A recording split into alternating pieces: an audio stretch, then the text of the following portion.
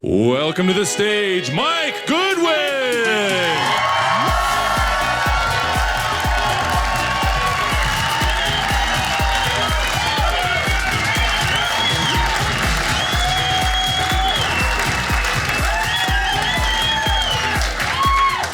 All right, good looking crowd. First time in Utah. Yeah. It's very white.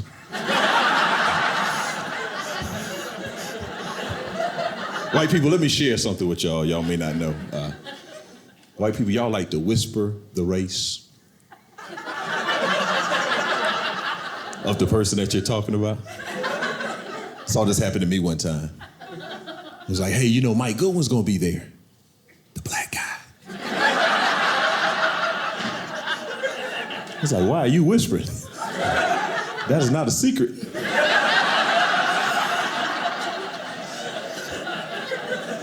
People give me a hard time because of my appearance. This is how I typically dress. People are like, Mike, why you always so dressed up? I'm like, I'm not dressed up. This is just police repellent.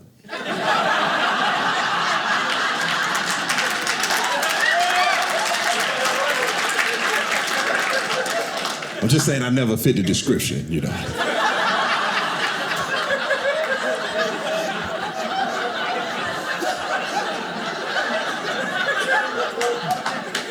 Officer pulled me over. He was like, is that a cardigan you got on, man?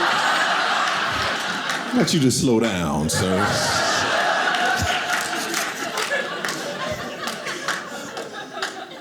I'm excited to be in the West. I'm from South Carolina. I'm from a town, Camden, South Carolina.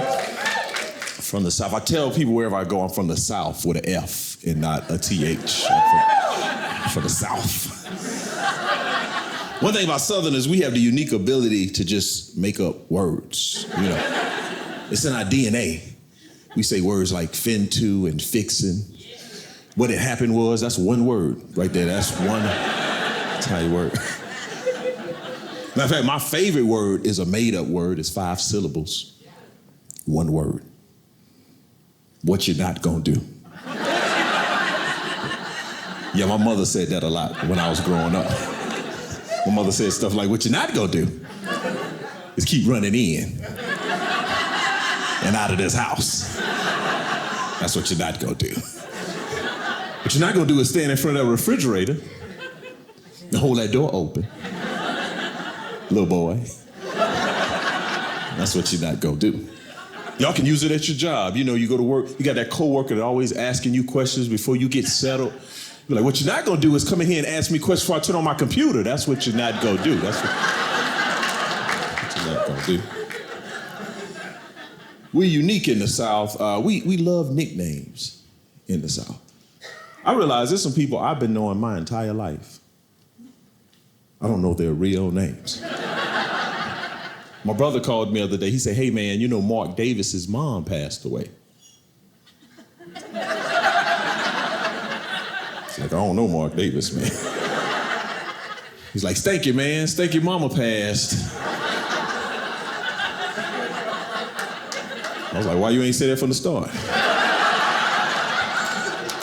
I need to give Stank a call. You know, I think white dudes have the coolest nicknames. I really do. Because white dudes' nicknames go with them their entire life. White dudes have nicknames like Rusty, Skip, Chip. Like your nickname could be Chip. You could be the CEO of a bank. You could have Chip on your business cards. The brothers can't do that. Pookie can't be a branch manager at the bank. You don't trust your money with Pookie. You're like, right this way, Dr. Junebug will see you. I'm like, no, he will not. What you're not gonna do is have me in a room with a Dr. Junebug. That's thank you, Mama Doctor. I'm not going to him. That's not. So I've noticed this in the South. They're building a lot of new homes and subdivisions, but in some of the titles of the neighborhoods, they have the word plantation. I don't know about you. I can't live on a plantation. We tried that already one time. That didn't work out quite so well. I was at the parade of homes with my wife. They had something in the window I wasn't familiar with. So I asked my wife, I said, hey, what are those called? She said, oh, those are called plantation shutters. I was like, I guess we won't be getting any of those. The word plantation makes me shudder. Now, y'all ain't got no freedom blinds up in here? No, I have a dream drapes. Y'all have any? No civil rights curtains nowhere around. But I'm married, I have a wife, and my wife and I, we created some offspring. Yeah, usually when I say that, people clap, but I see y'all don't care anything about my family tonight. We have 2 children. We have a daughter who's the oldest. We had a hard time trying to figure out what to name our daughter. So we named our daughter a throwback name like throwback jerseys. Yeah, we named our daughter Essie Mae Pearl. Yeah, it's a good Southern name. Little Essie Mae is what we call her. I'm just messing with y'all. You see the looks on some of your faces. Now, what you're not gonna do is judge what I name my daughter. That's what you're not gonna do. I'm just kidding, y'all. Her name is Gertrude. Somebody like, that's worse than Essie Mae Pearl. You know, but it's difficult naming your children. That's a tough task. One of the places that people look for names in the Bible. Not the beautiful names in the Bible. My name's in the Bible. But there's some other names. Probably shouldn't be naming your children. Like Judas, Bathsheba, Abednego. Can you imagine having a friend named Abednego? Like, yeah, that's my boy Abednego Jackson. Yeah, those his brothers over there, Shadrach and Meshach. Yeah, they're firefighters.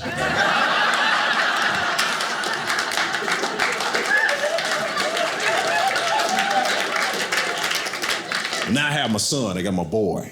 Yeah, but I feel like my daughter set us up. Yeah, because my daughter's tremendously different than this little boy. My daughter, she's polite, mannerable, quiet. But this little boy, y'all, as soon as his feet hits the floor, he's in the room like, yeah, yeah, yeah, yeah, yeah. I'm like, am I raising Busta Rhymes in my house? 6 o'clock in the morning, little boy go to the bathroom. Da, da, da, da, da, da, da, da, da. I'm like, you don't sit your behind down, man. We're here trying to sleep. And I was concerned about the little guy because he wasn't as sharp as his sister, you know what I'm saying? It was a couple crayons missing out the box. That's all I'm trying to tell you. Like my son, when he first started trying to speak, I wasn't aware of who he was speaking to. I didn't understand. It was like my son was scatting when he first started speaking. Just how my son would sound walking around.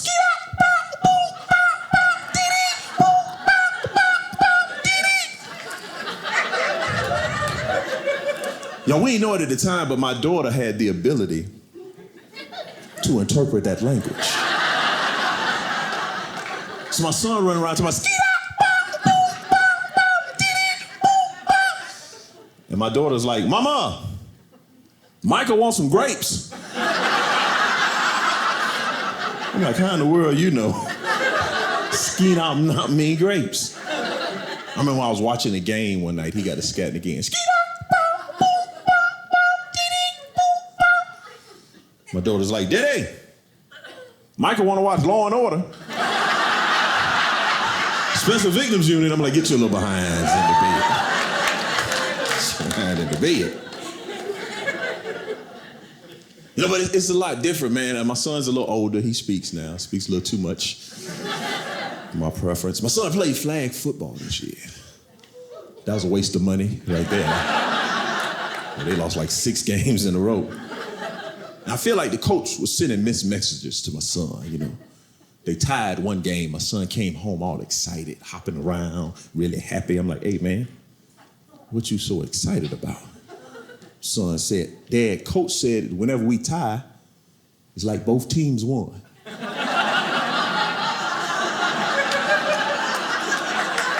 No, son. Coach lied.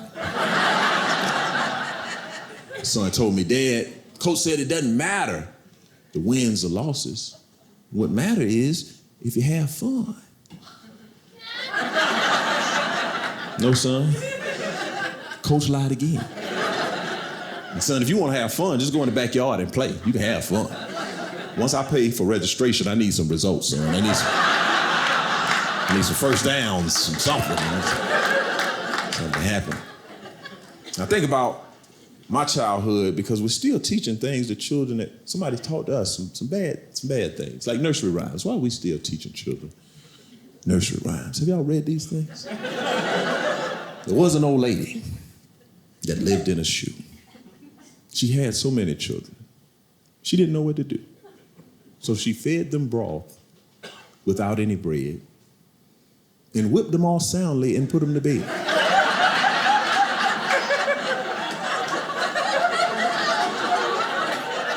Yeah, that lady going to jail. You can't do that in 2019. It's not. Peter, pumpkin eater, had a wife. He couldn't keep her. He put her in a pumpkin shell, and there he kept her very well. Yeah, Peter has a Netflix documentary coming out next year called The Making of a Murderer Pumpkin Pie Style. That's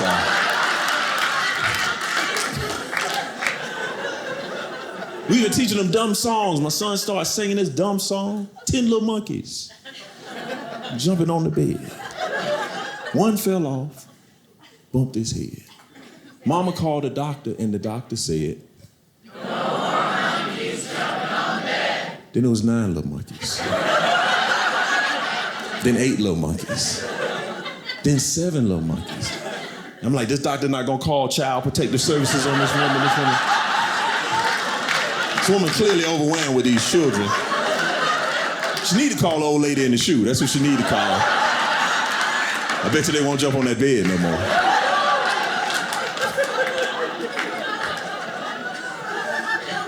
Every time it would rain, I sang this dumb little song to my son that somebody sung to me. It's raining, it's pouring. The old man is snoring. He went to bed and bumped his head and couldn't get up in the morning. I'm like, why am I saying homicide hymns to my son before he go to sleep? The boy gonna have nightmares. It's incredible, man. And so much has changed for my children. They can Google anything. Information's at their fingertips. When I was a kid, you couldn't Google information. If you wanted information, you had to go to the encyclopedia. And I was a weak little kid, so I couldn't pick up the encyclopedia. So I had no information. I remember when I didn't know how to spell a word, I would ask my mother how to spell a word. You know what my mother would tell me? Look it up in the dictionary. I was like, Mama, I don't know how to spell a word.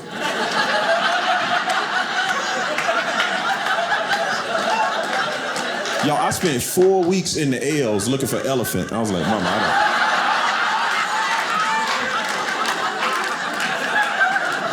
Mama, I don't see that word. I see leprosy. I don't see anything about an elephant. I almost blacked out looking for pneumonia. I was like, I don't know what's going on in here. And clap if you got crazy family members. If you have crazy... Yeah. Now, if you're not clapping,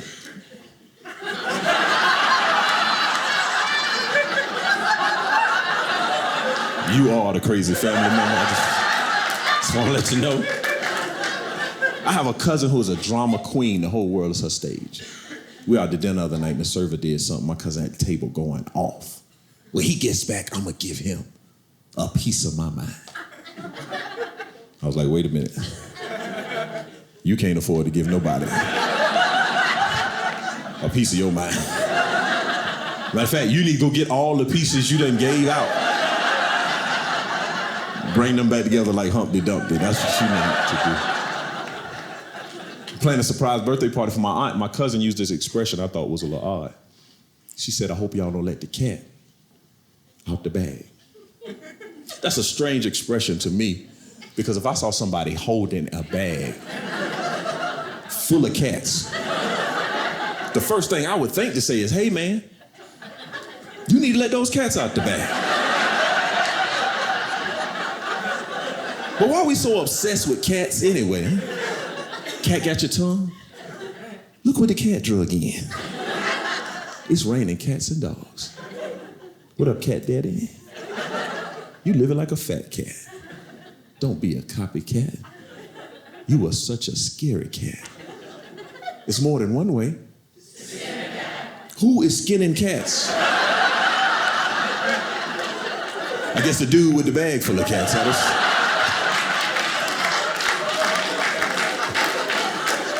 And why do they have multiple ways of doing this? And I guess you gotta find curiosity. Curiosity can help you kill a cat. Then you can skin the cat once you let the cat out the bag. Now, when I get back to the hotel, I'm gonna take a little cat nap. That's what I'm gonna do. You know, I just think people don't analyze what they say. I think they say odd things, they just say stuff, talk to do that. Like what do people say when they have a good night of sleep? What do they say? Slept like a baby last night.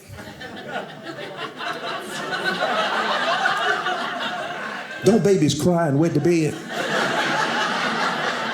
You nasty.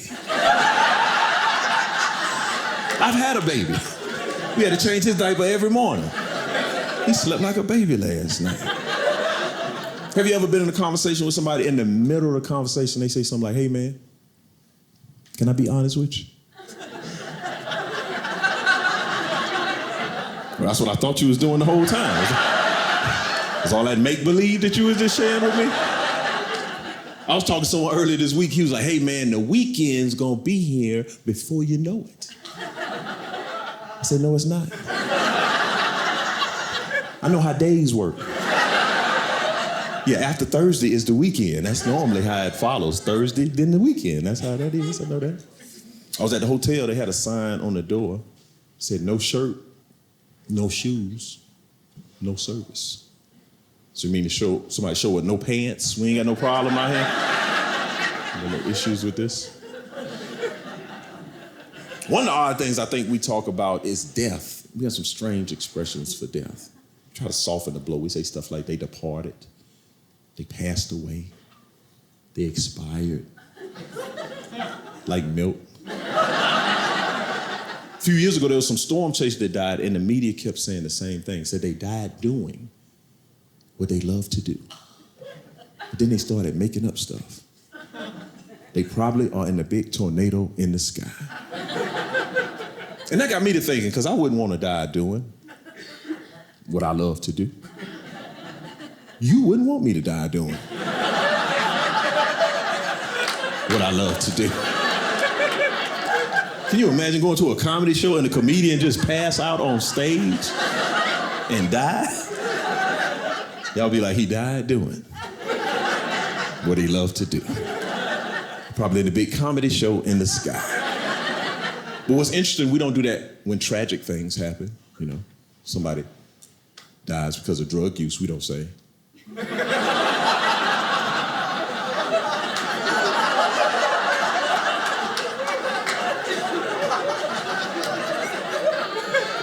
She died doing what she loved to do.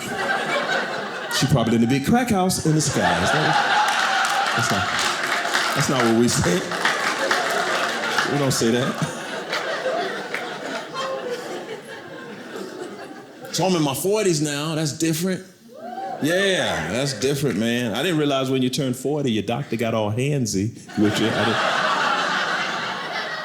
Didn't know that was the case. Went to my physical, I thought it was time to go home. My doctor started putting on this glove. Told me to put my elbows on the table. I blacked out. I woke up in the parking lot just crying. I text my wife. I said, I think I just got violated. That's what I think just happened. I'm like, for 40 years, nobody been concerned about anything going on back there. I don't even go back there like that, man. I'm like, this is the best medical technology that we have to offer. Come on, man, we can take pictures with our phones, surely. We can get some scientists together and come up with something better than somebody's finger, man. It's just... I did that joke one night, somebody yelled out, wait till you turn 50. I was like, oh. What happens? I turn 50.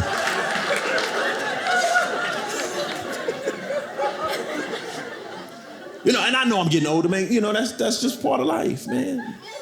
I realize I'm getting older because I'm doing older people stuff. I watch 60 Minutes. That's not for the young people, man. You don't see any spring break commercials on 60 Minutes. You see Viking river cruises, that's what you see. And if you young on that trip, you're there with your grandma or your sugar daddy. That's what's going on. Even though I'm getting old, I still like to use slang terms. One of my favorite slang terms is my bad. I always saying my bad. But there's some people you don't want to hear my bad from. Like you don't want to be sitting in your barber's chair. The barber like, you seen the game last night? That's my bad. Like, no, that's my head. Like you don't want to be in your dentist chair. Dentist in your mouth, could you open wide, please? That's my bad. I see, I don't understand my dentist. My dentist tells me to raise one of my hands if I'm experiencing some discomfort. I was like, Doc, if you was paying attention, that tear that just ran out the side of my eye is a clear illustration. I'm experiencing some discomfort. He like, that's my bad. One thing I've noticed too, now that I'm a little older, I much rather have cookies than abs. I'm just in that.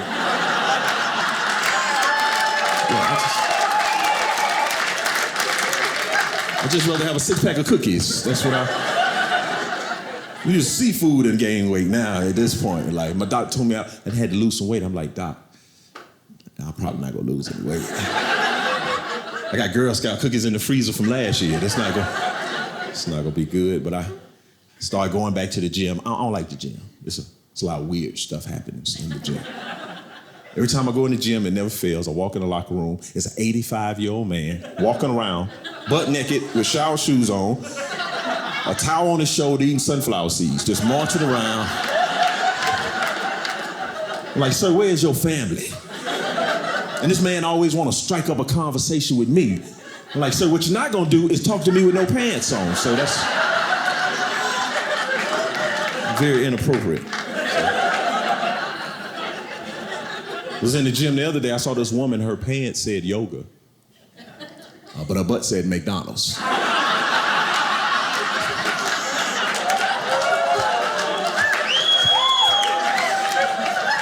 I think you're sitting on the golden arches, man. That's what I think is happening. Shout out to the couples on date night. Round of applause for date night.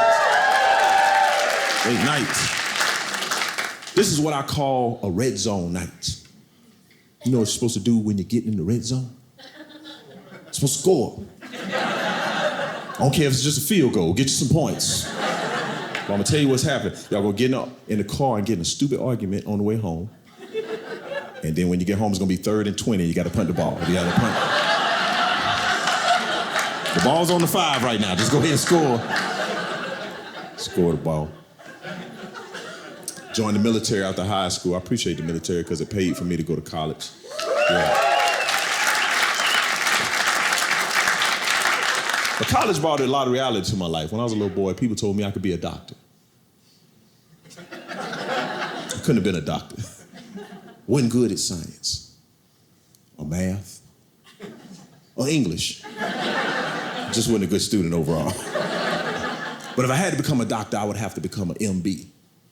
For my bad. I see it now. Dr. Goodwin, you prescribed the wrong medication to 25 patients. My bad. Dr. Goodwin, you removed a perfectly good kidney. My bad. Dr. Goodwin, our baby looks like a gremlin. Oh no, that's your bad. What you're not gonna do is blame me for your bad DNA. That's what you're not gonna do. Hey, thank y'all so much. My name is Mike Goodwin. Oh, thank you.